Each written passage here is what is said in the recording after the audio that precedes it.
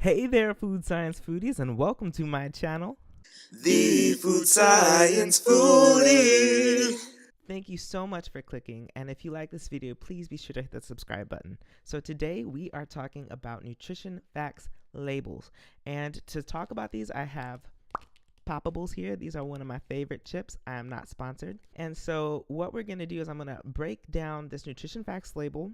We're going to talk about calories. We're going to talk about the percent daily values. We're going to talk about the ingredients list. Okay, I'm going to give you the actual nutrition label first, and then I'm going to talk to you about where these values come from and how you can get a more personalized version for yourself. So I enter this with a disclaimer that I am a food scientist. I am not a doctor. So when you get into diet and that kind of thing, be sure to talk that over with your doctor. Okay, so let's look at this label. Okay, so the first and most prominent thing that you're going to see are the calories, right? And so this is where we're going to start.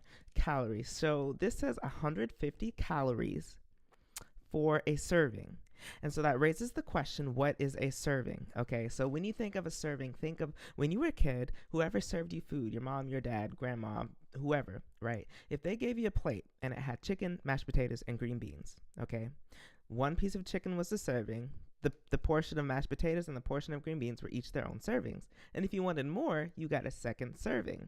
Okay, so when they come up with these portion sizes, they are envisioning that you are eating one serving at a time.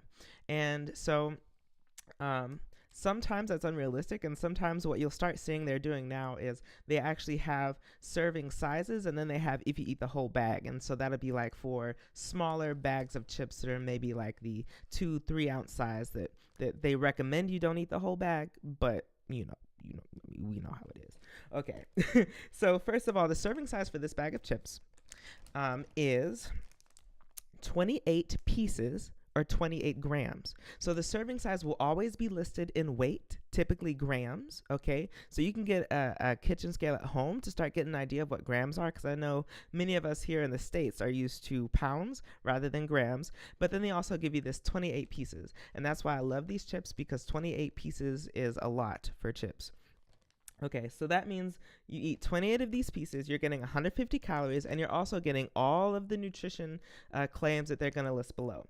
Okay, so when we talk about the next section, so this first section is calories. This is very important for planning about how much you're eating. So when we think of calories, let's talk about what a calorie is real quick. So a calorie is a measure of your body's energy needs and intakes. So think of it as gasoline for a car. Right? So you put gas in a car and the car runs off the gas.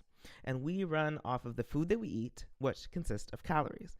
Now, calories come from three main sources. They're going to come from carbohydrates, they're going to come from proteins, and they're going to come from fats. So all three of those are going to be listed on nutrition labels. And two of those three have a recommended daily value. So we'll get into that more. I do want to mention that another ingredient that's abundant in foods is water. So when you look at foods under a microscope, you're going to mainly see water, fat, protein, and carbs. It make up the food structure, but water doesn't have calories, and so you're not going to see it listed on this portion of the label. Okay, so the first ingredient is going to be fats, because fats are very dense in calories.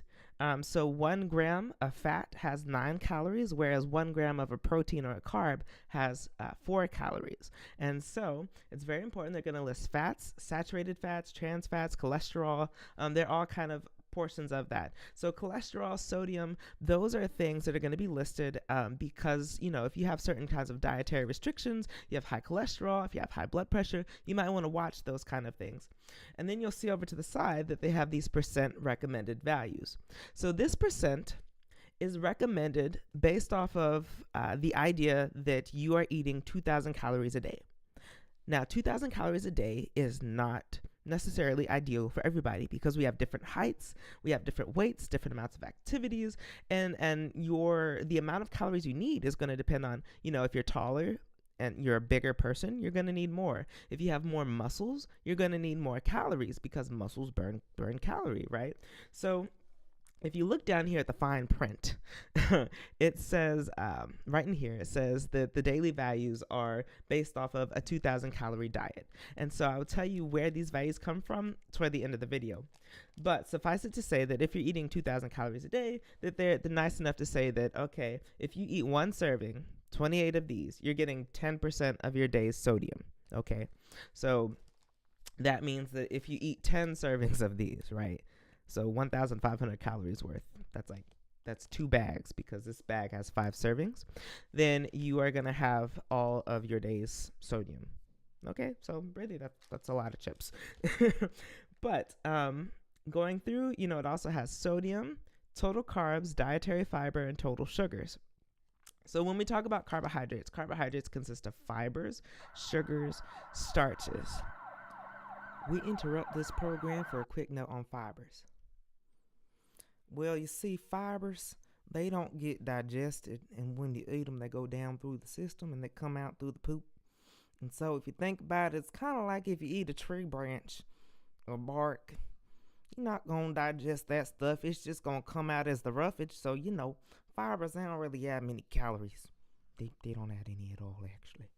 Okay. And so in some products, you will also see the added sugars. So if you see added sugars, what that means is think of making an apple pie. Okay, when you make an apple pie, you slice the apples, you cook them, and you add sugar and cinnamon. So apples have sugar in themselves, right? If you eat it, it's sweet. You can taste those sweet sugars. When you cook it and you add sugar, that added sugar is what is called added sugar, right? Makes sense. So when they make a product, if they're making maybe apple jam, so they're going to cook the apples, they're going to add sugars and pectins and other good ingredients in there, that is going to count toward added sugars, right? Because we're adding it to the product.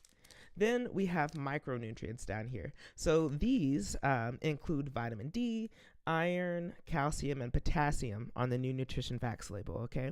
And so these are all going to be based on what has been determined that is lacking in the American diet, essentially, or what we need to eat more of.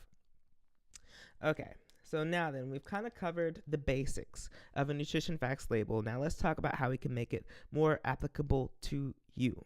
Okay, so the nutrition facts label is actually based off of this dietary guidelines. So in this case, the document is dietary guidelines from 2015 and 2020, and I will leave a link to that in the description.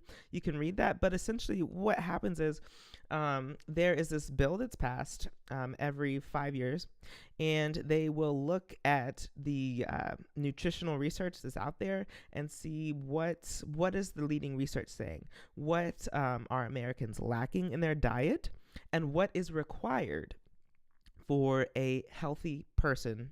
They look at healthy individuals and see what does their diet consist of and what seems to be the trends that are required to live a healthy life in a nutshell.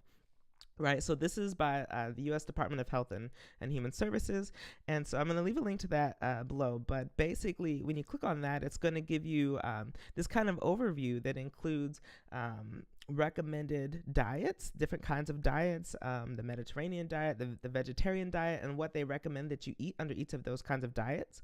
And I'm also going to include a link to this nifty tool that's called My Plate Planner.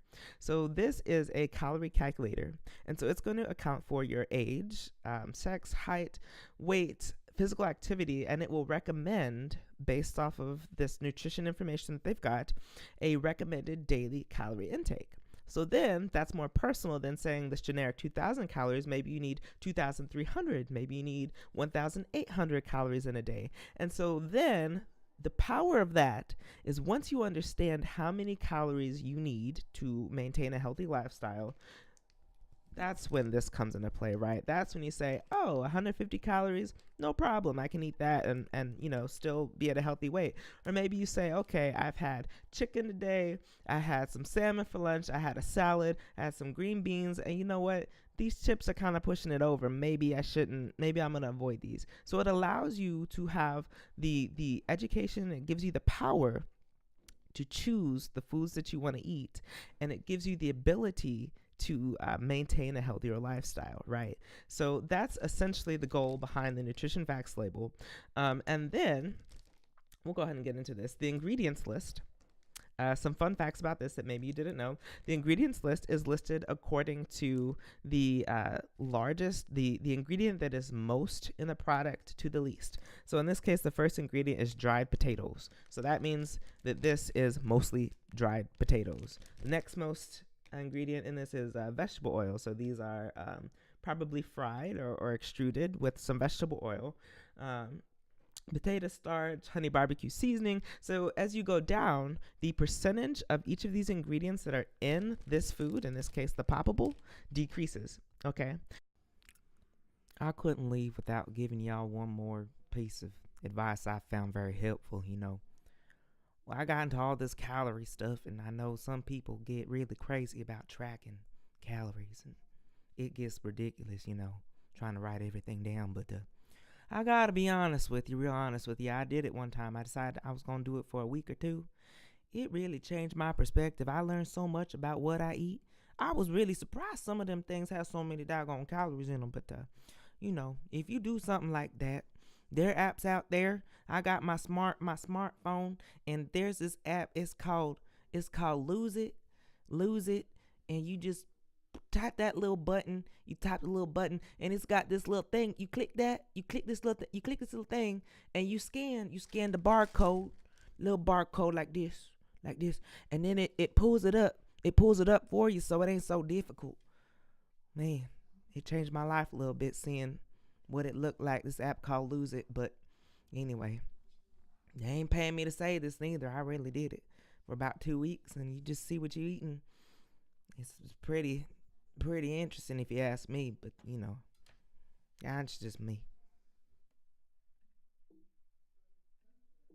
So with that being said, I hope that this video has been helpful. I hope it's been insightful, and I hope that you have a better understanding of the basics of the nutrition label. As always, if you have questions, leave them down below. I'd be happy to answer them. Maybe we'll get some new videos out of it, and let me know what kind of content you all want to know more about. Thank you so much for clicking. Have a wonderful day. The Food Science Foodie.